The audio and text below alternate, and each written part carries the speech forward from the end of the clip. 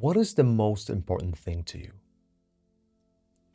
Because for some people, it's finding a true defining moment, something like an ultimate answer to everything. All the while the normal life stuff gets done, there's a lining underneath it. Something you'd want to describe as a digging down to the essence of reality, finding out what truth is. And spirituality promises to have these answers. So what we do is we set out on that journey through practices, methods, insights, and teachers. And that pursuit makes a certain pattern appear of feeling either completely lost or at the verge of getting something.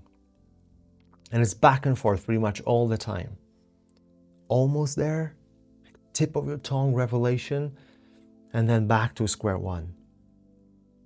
And many know that pattern as a place of terrible suffering. You hear the word enlightenment, and it embeds itself somewhere in you and grows to an obsession. And at some point it becomes the most important thing and asks that you abandon everything else. And really, at that point, nothing else seems to have the same edge. Nothing else seems worth living for anyway. So you collect beliefs about what enlightenment is, how to make it happen, and the mental gymnastics involved in that process would really be impossible to explain to someone who doesn't share that burning feeling, that restlessness at the heart of every moment. But if you're still listening, then maybe you do, and maybe you know exactly what I'm talking about. And in the landscape of ideas of becoming, in the spiritual marketplace, I'm trying to be a beacon for something else, for something less.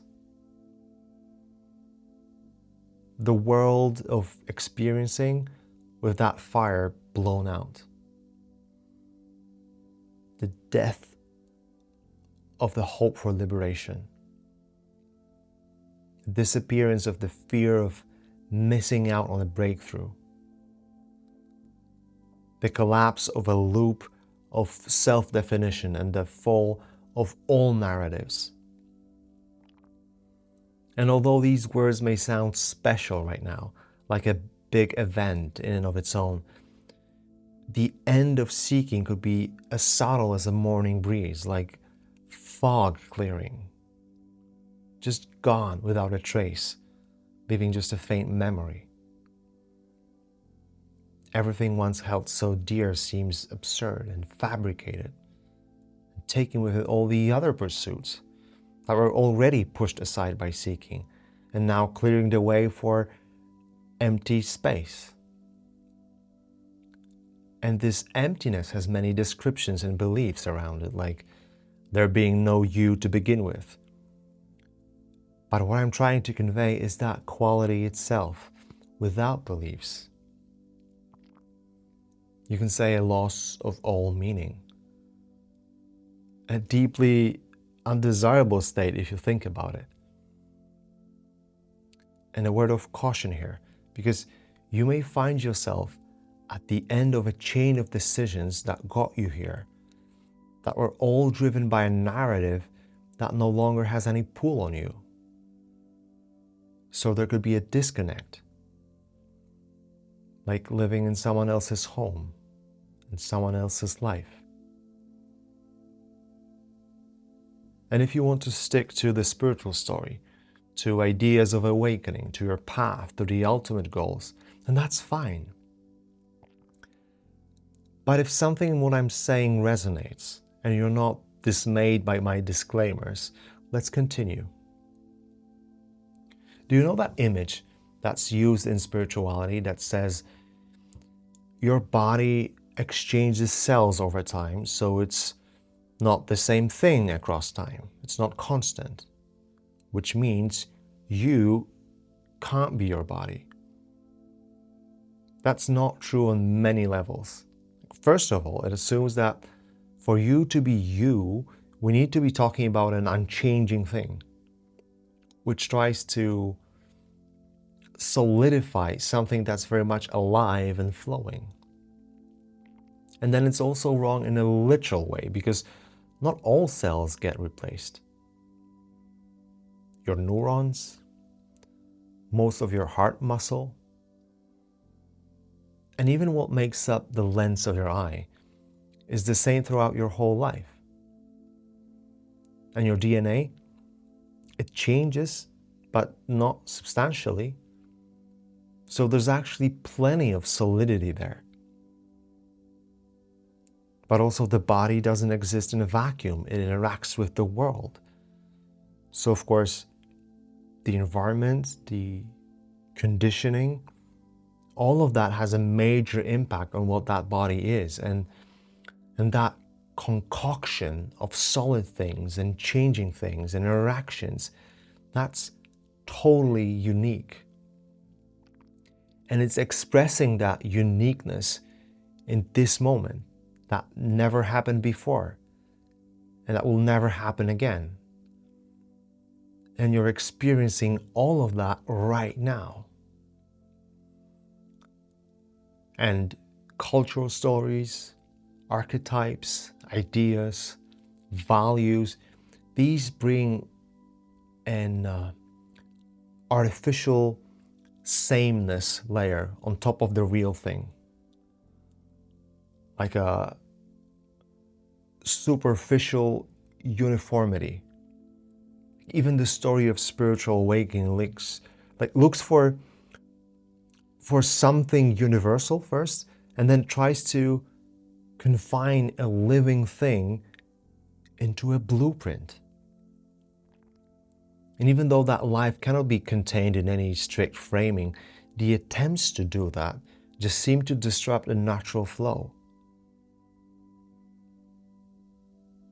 But without those narratives, life is not about you and your self-definition.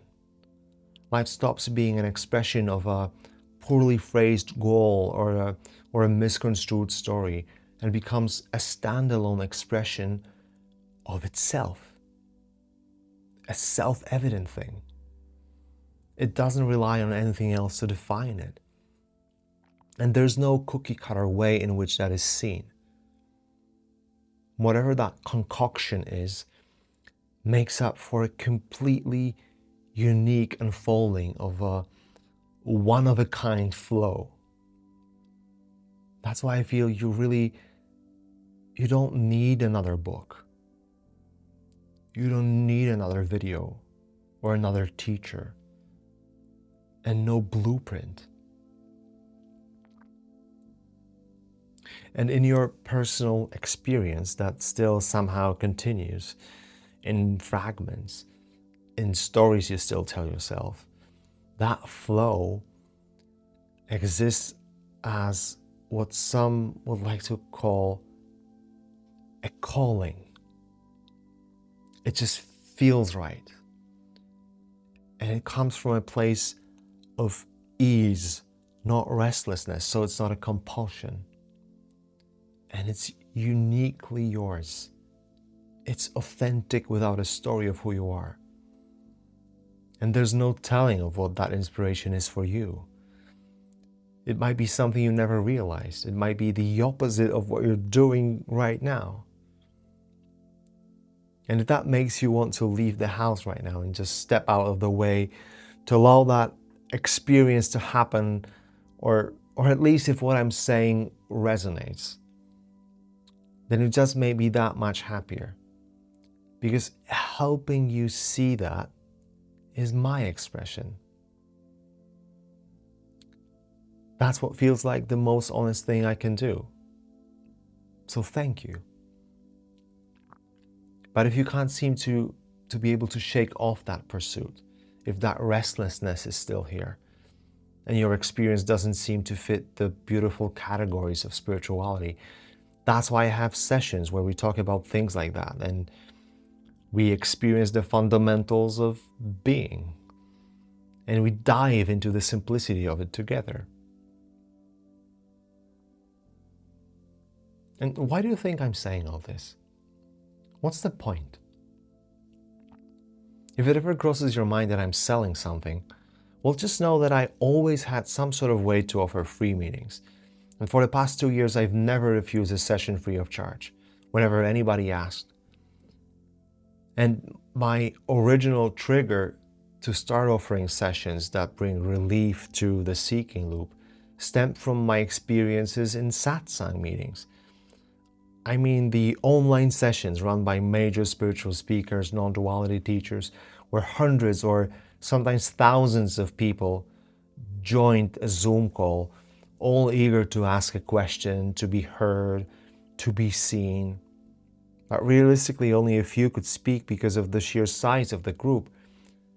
But it was enough for me to not be able to unsee that people suffer, that they turn to spirituality already suffering, and that seeking makes that suffering even more intense. And I've heard many people, maybe too many people, sacrificing themselves to that process that were already in dire conditions medically, psychologically, and financially. And that was my only real takeaway from satsangs. The part where I saw all of that suffering. So look, for as long as it's going to be possible, as long as I can sustain myself through my day job, I want to make this accessible to as many people as I can. I'll begin offering my sessions by donation. And it's a completely voluntary donation. I don't want to even check how much you've paid or whether you've donated at all. If you can and want to contribute to the existence of the channel and my work, then great. But if you don't have the means, then please don't worry about it. Leaving a like, subscribing, commenting, that's already a contribution. And I do want to guide you through the mess of spiritual seeking to a clear perspective on what's already here right now, as a lived experience of the freedom in finding what you uniquely want to express, not imposed on you by some doctrine, not marketed to you, not inherited from society. So just use my booking link and I'll see you there.